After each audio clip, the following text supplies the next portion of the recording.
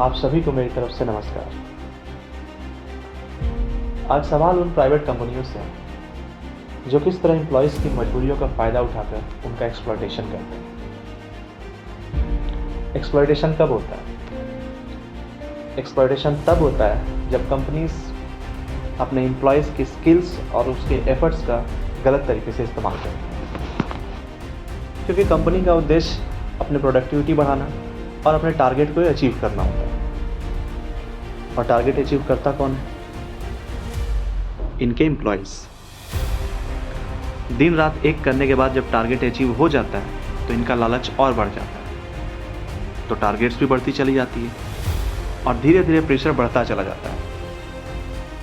और जब target achieve नहीं होता तो इनका चीप बिहेवियर, जैसे एम्प्लॉयज़ को डिसरेस्पेक्ट करना, बार बार नौकरी से निकालने की धमकी देना, मेंटली हैरेस करना जैसे बर्ताव खुलकर सामने आते हैं। बेशक औसत घंटों से ज़्यादा काम कराना कारोबारियों के लिए फ़ायदे का सौदा हो सकता है, लेकिन इसके कुछ नेगेटिव एस्पेक्ट्स भी हैं जिनका सामना करने के लिए उन्हें तैयार रहना होगा।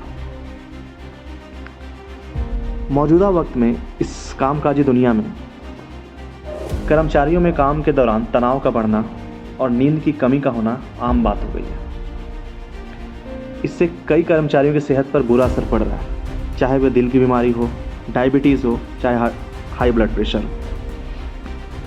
नींद की कमी से तनाव, चिड़चिड़ापन और रोगों से लड़ने की शक्ति में कमी होना आम बात हो गई है। जो लोग दिन में 7-8 घंटे से भी ज़्यादा काम करते हैं, डॉक्टरों के मुताबिक उनके शरीर के साथ साथ दिमाग पर भी बुरा असर पड़ रहा है, क्योंकि ऐसे लोगों का तनाव का लेवल बहुत ज़्यादा होता है। थकान और चिड़चिड़ापन के कारण परिवार को समय नहीं दे पाते।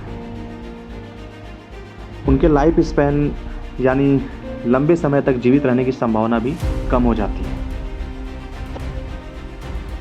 मैंने ऐसे कई कंपनीज देखी है जिनका प्रोडक्शन काफ़ी मात्रा में इंक्रीज हुआ है, चाहे वो अरविंदो फार्मा, सिप्ला, सन फार्मा, मैनकाइंड, जाइडस कैडिला हेल्थ केयर, एस्ट्रल पाइप्स, फिनोलेक्स, फ्यूचर गेमिंग, होटल सर्विसेज जैसे कई कंपनीज हैं जिनका एनुअल टर्नओवर, उनका रेवेन्यू और प्रॉफिट्स काफ़ी मात्रा में इंक्रीज़ हुआ, बट एम्प्लॉयज़ की सैलरी इंक्रीमेंट उस रेशियो में नहीं हो पाई।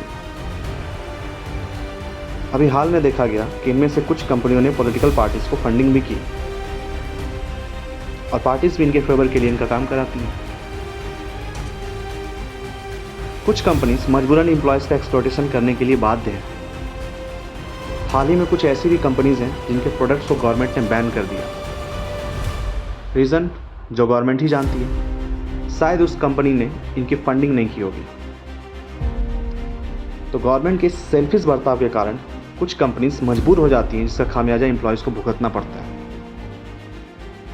4 जून के बाद मेरी गवर्नमेंट से ये अपील होगी कि मिनिमम वेजेस एक्ट में ऐसा रूल्स एंड रेगुलेशन बनाए जो सभी एम्प्लॉयज़ के हक की बात करे, जहां काम करने की समयावधि तय हो।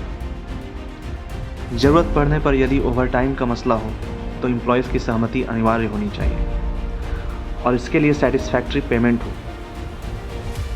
हॉलीडेज़ को लेकर सही गाइडलाइंस तैयार हो। ऐसे कई मसले हैं जिन पर सरकार को अब सही कदम उठाने की ज़रूरत है। धन्यवाद।